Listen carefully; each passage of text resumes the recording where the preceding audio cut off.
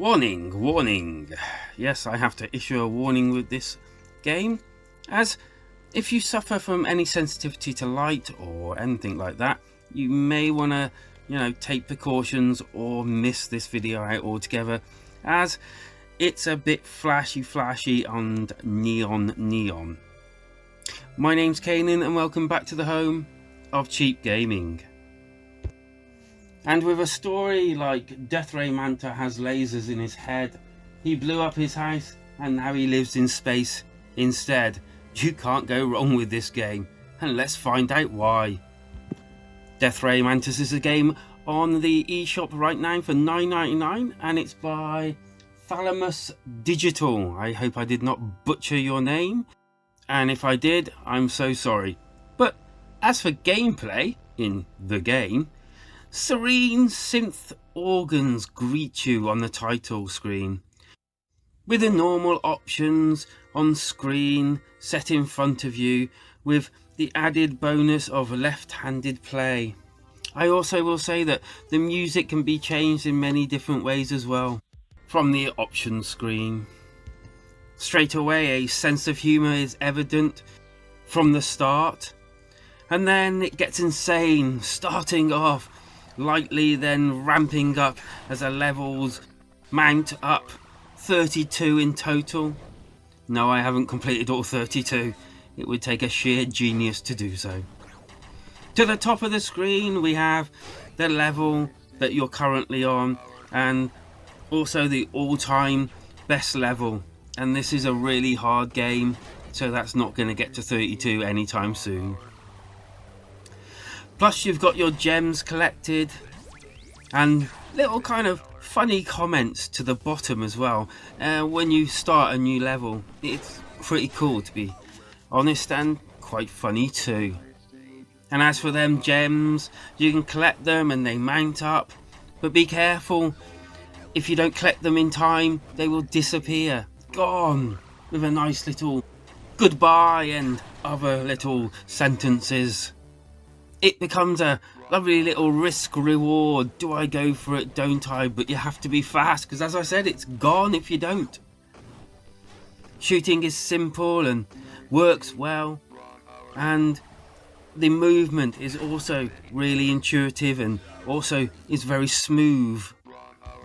Couple all of that with the insanity that's going on the screen, it's just mind-blowing. Sometimes I'd get overwhelmed by the sheer amount on screen, and don't blink, otherwise it's game over, full stop. And so there are moving objects and static ones as well, but to complete the level you only need to actually shoot a select few to move on. It works very well in handheld mode as well as on the TV, although it does have that, like, have you ever used a tablet and then gone and used a mobile phone? So weird, so weird. There does seem to be a lack of any leaderboards, which is something that I'd normally have a problem with, but in this case, strangely, I really don't care. This game calls you to it. It beckons. Come on, play another game. Come on. You know you like the neon. It's the neon. And listen to me.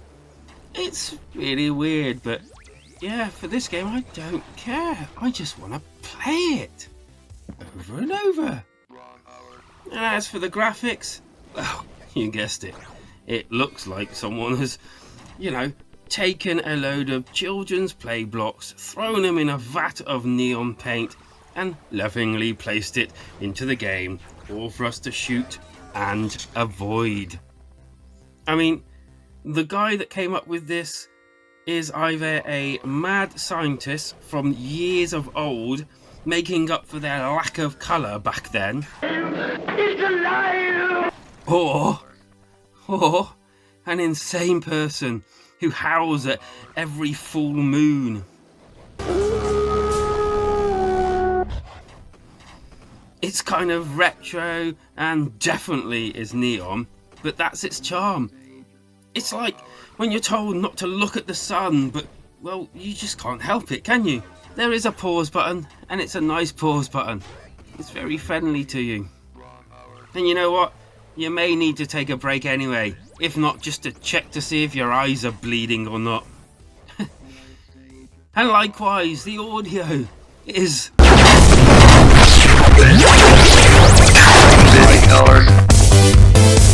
And now I have to check my ears to see if they're bleeding.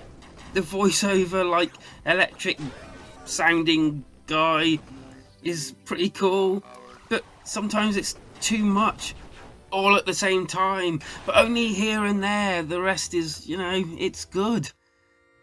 It also has competent general sound, you know, like the weapons, the shooting and the like, with the music on top. And you have to love the commentary.